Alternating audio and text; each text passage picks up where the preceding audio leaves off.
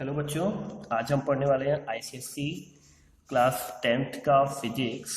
ठीक है, और इसमें हम शुरू करेंगे chapter number 5, refraction of light. ठीक है, अब देखिए रिफ्रैक्शन ऑफ लाइट क्या होता है, ये कैसे वर्क करता है, इसके न्यूमेरिकल्स हैं, ये सब कुछ हम पढ़ेंगे। तो शुरू करते हैं रिफ्रैक्शन ऑफ लाइट। अब देखिए रिफ्रैक्शन ऑफ लाइट होता क्या है। रिफ्रैक्शन ऑफ लाइट, जब लाइट किसी एक मीडियम से किसी दूसरे मीडियम में ट्रेवल करती है, ठीक है, लाइट तो किसी एक मीडियम से किसी दूसरे मीडियम में ट्रेवल करती है, तो जिस पॉइंट पे वो दूसरे मीडियम में एंटर करती है वहां से वो अपने डायरेक्शन को थोड़ा सा चेंज कर देती है। ठीक है, किसी एक मीडियम से दूसरे मीडियम में जब जाती है तो डायरेक्शन को थोड़ा सा चेंज कर देती है, और इसी फिनोमेना को हम बोलते हैं रिफ्लेक्शन ऑफ लाइट। ठीक है, वैसा क्यों होता है, कैसे होता है, किस तरह से होता है, हम आगे देखते हैं।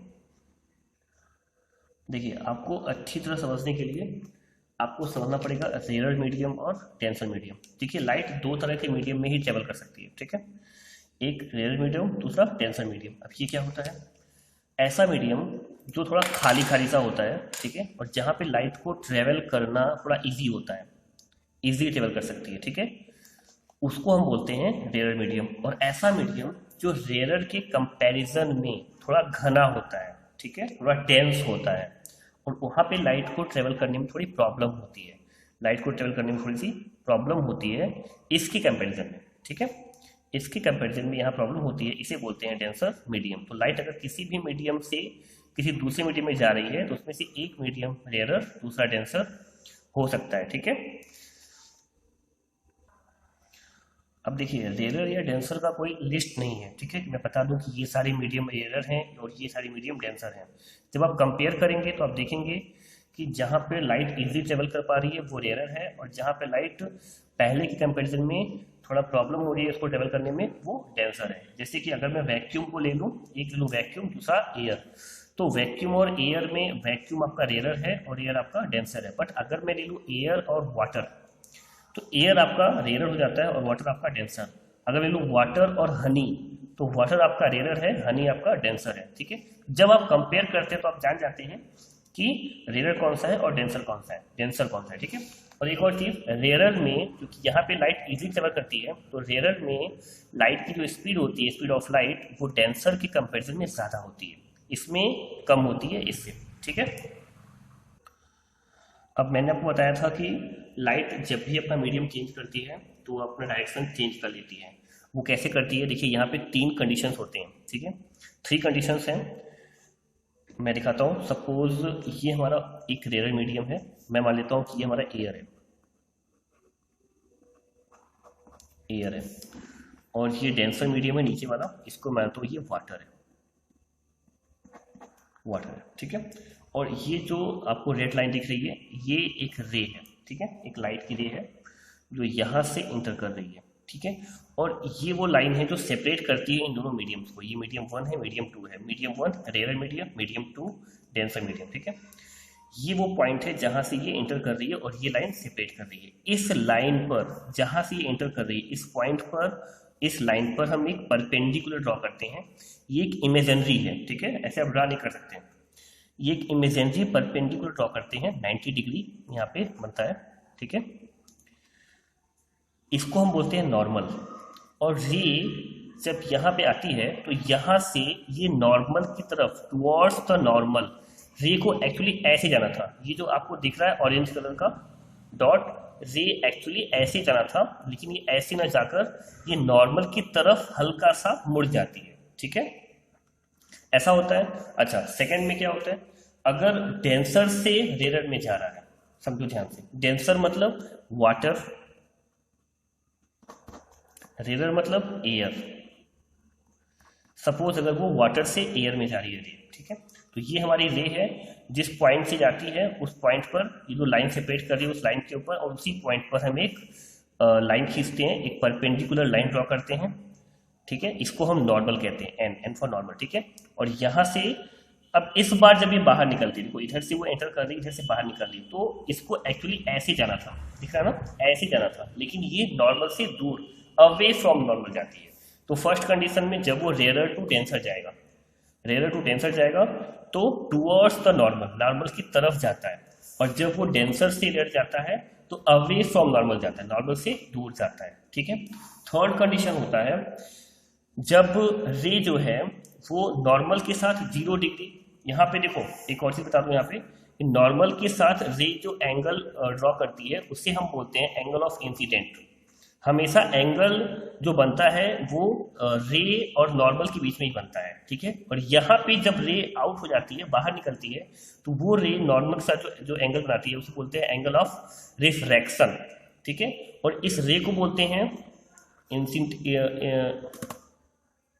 इंसिडेंट रे और ये होता है हमारा रिफ्लेक्टेड रे। ठीक है।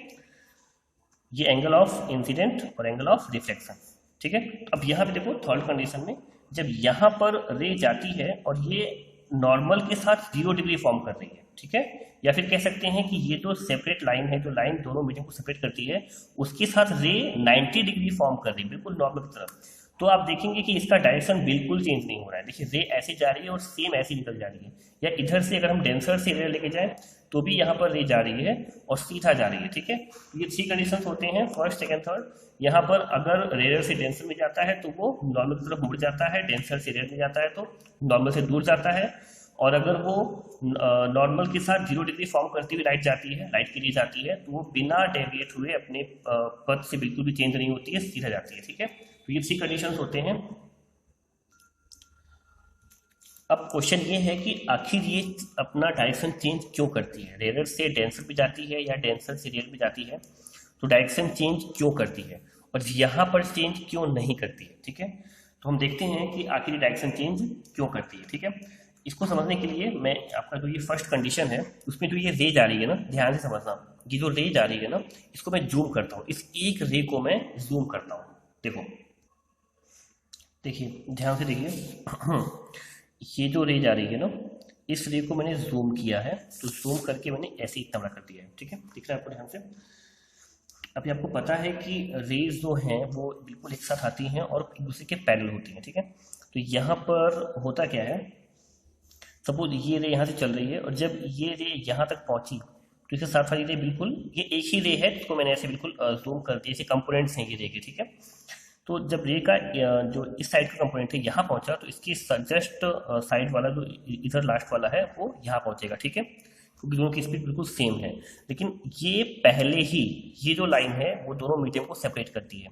तो अभी ये यहीं पर है बट ये पहले ही दूसरे मीडियम में इंटर कर चुका है।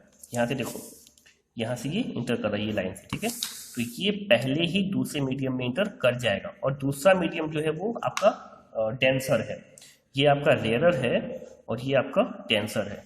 तो सेकेंड मीडियम है वो डेंसर है, जहाँ पर इसके कंपैरिजन में इसकी जो स्पीड है वो थोड़ी सी स्लो हो जाएगी। तो समझो अब ये यहाँ से यहाँ ट्रेवल कर रहा है और ये आगे ट्रेवल कर रहा है, बट इसकी स्पीड थोड़ी स्लो हो चुकी है, इसकी स्पीड ज़्यादा है। तो एक तरफ स्पीड स्लो है, एक तरफ ज़्यादा है, जिसकी वजह से एक बेंडिंग हो जाती है, एक बेंडिंग हो जाती है। ठीक है। और यहाँ पे आपका नॉर्मल होता है,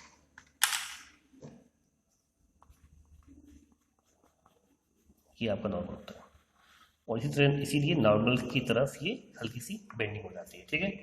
मैं इसको अच्छे से समझाने के लिए एग्जांपल देता हूँ। देखिए मैं आपको एक बैलगाड़ी का एग्जांपल दे रहा हूँ।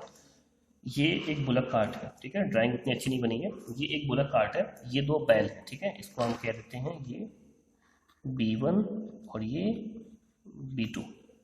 ठीक है। और जब भी एक बैलगाड़ी को, ये जो बैलगाड़ी का ड्राइवर है बैलगाड़ी को लेके जाता है और उसको जब भी टर्न होना होता है, ठीक है, ऐसे टर्न होना होता है, तो वो क्या करता है, उसके पास कोई स्टीयरिंग नहीं, घुमा दिया कार की तरह वो टर्न हो गया, तो वो करता क्या है, वो यहाँ पे माइंड यूज करता है। वो ये जो B2 वाला इसका बुल है, ठीक है, इसकी स्पीड को स्लो करता है और इसको वो पुश करता है, इसको मारता ताकि ये तेज चले, तो इसकी स्पीड स्लो हो जाती है, इसकी स्पीड तेज हो जाती है। ठीक है। तो इससे ये टर्न हो जाता है। ठीक है। ऐसा आप जानते हैं। तो यही सेम चीज, और जिसको जब इधर टर्न कराना होता है, अगर इसी को इधर टर्न कराना हो तो ये क्या करेगा, तो ये इसको खींचता है, इसको खींचता है और इसको पुश करता है। ठीक है। जिससे ये इधर घूम जाता है। ठीक है। तो सेम चीज, सेम फिनोमेना यहाँ पे भी हो रहा होता है। ये बिल्कुल एक बुल की तरह है। इसको आप B1 कह सकते हैं, इसको आप B2 कह सकते हैं। ठीक है। और इसको यहाँ पे घुमाना है तो यहाँ पे स्पीड स्लो हो जाती है बिकॉज ऑफ मीडियम चेंज हो रहा है, ठीक है। डेंसर में यार स्पीड स्लो हो जाती है, बट इसकी स्पीड अभी भी वैसे ही है। समझ में आ रहा है ना, सेम ये वाला फिनोमेना यूज होता है, ठीक है। इसकी स्पीड स्लो बट इसकी स्पीड अभी भी तेज है, तो उससे एक हल्का सा यहाँ पे बेंड हो जाता है और वो नॉर्मल की तरफ ही होता है, ठीक है। अब देखो सेकेंड कंडीशन में क्या होता है, ठीक है। रेयरर से डेंसर में गया तो ये जहां पर स्पीड स्लो थी, ठीक है, यहाँ पे स्पीड स्लो थी, यहाँ पे ज्यादा थी, तो ये इधर मुड़ गया। अब जब ये आगे जाता है हम मान लेते हैं कि यही रे वापस डेंसर से रेयरर में निकल रही है। पहले रेयरर से डेंसर में गई थी, अभी ये डेंसर से जा रही है वापस रेयरर में। अभी कैसे होगा देखो, अभी यही रे आगे बढ़ रही है, आगे बढ़ रही है, ठीक है। और यहाँ पर देखो दोनों रे बिल्कुल एक दूसरे के साथ साथ है, ठीक है। लेकिन अब ये आगे निकल जाएगी और ये अभी यहीं पर है, अंदर ही है। देखो ध्यान से देखो, इस कंडीशन पर ये अभी इस कंडीशन पर ये बाहर आ गई है और ये अंदर है, ठीक है। अब क्योंकि ये आ गई है रेयरर में, ये वाली रे आ गई है रेयरर में, तो इसकी स्पीड जो है वो ज्यादा हो जाएगी और इसकी स्पीड कम। तो स्पीड कम जिधर होती है उसी तरफ ही मुड़ जाती है, जिधर स्पीड कम होती है उसी तरफ ये मुड़ जाती है। यहाँ पे देखो स्पीड यहाँ पे कम थी क्योंकि ये आ गया था डेंसर में, ये था रेयरर में, स्पीड कम थी तो इधर मुड़ गया। यहाँ पर ये बाहर आ गया, स्पीड ज्यादा हो गया, स्पीड यहाँ पे कम है तो ये इधर मुड़ गया, मतलब अवे फ्रॉम नॉर्मल, नॉर्मल से अवे। और यहाँ पे टूवर्ड्स द नॉर्मल। जैसे यहाँ पे देखो, इसको ऐसे हमको घुमाना है बैल को, तो इसकी स्पीड हम कम करेंगे, इसकी स्पीड कम करेंगे और इसकी स्पीड ज्यादा करेंगे। जिसकी कम करेंगे उधर घूम जाता है। आई बात समझ में? तो यही चीज होता है जब वो रेयरर से डेंसर में जाता है तो वो टूवर्ड्स नॉर्मल होता है, क्योंकि यहाँ पे स्पीड कम हो जाती है, ये पहले इंटर कर जाता है, ये बाद में। और यहाँ पर ये पहले निकल जाता है, स्पीड ज्यादा हो जाती है, ये अंदर रहता है, स्पीड कम होती है तो ये बाहर निकल जाता है, ठीक है। तो यही फिनोमेना है जिसकी वजह से ये बेंड होता है। अब थर्ड कंडीशन में क्यों नहीं होता है, अब आप समझ चुके होंगे, ठीक है। थर्ड कंडीशन में क्यों नहीं होता है, बिल्कुल यही बैल वाली है कि अगर हमारा रास्ता सीधा हो तो हमें दोनों बैल की स्पीड को बिल्कुल सेम रखना पड़ेगा, ठीक है। अगर रास्ता सीधा है, कहीं नहीं मुड़ना है, स्पीड सेम रहेगी। तो सेम चीज यहाँ पर भी है कि रास्ता सीधा है, ठीक है, तो हमें यहाँ पे बिल्कुल नहीं मुड़ना होता है। दोनों बैल या दोनों एंड जो होता है उसका वो बिल्कुल भी उसकी स्पीड एक साथ कम होती है, एक साथ ज्यादा होती है, ठीक है। एक साथ ही कम हो, एक साथ ज्यादा हो रही है तो कोई भी डेविएशन नहीं आता है, कोई भी डायरेक्शन में चेंजेस नहीं आते हैं, ठीक है। यहाँ पर भी कह सकते हैं कि अगर स्पीड एक साथ तेज हो जाए, एक साथ ज्यादा हो जाए तो कोई भी टर्न नहीं आएगा इस बुलक कार्ट में, ठीक है। अभी इस वीडियो में यहीं तक। नेक्स्ट वीडियो में हम पढ़ेंगे स्नेल लॉ ऑफ रिफ्लेक्शन, ठीक है। और यहाँ पर एक एक्सपेरिमेंट है, इसको भी देखेंगे। Thank you.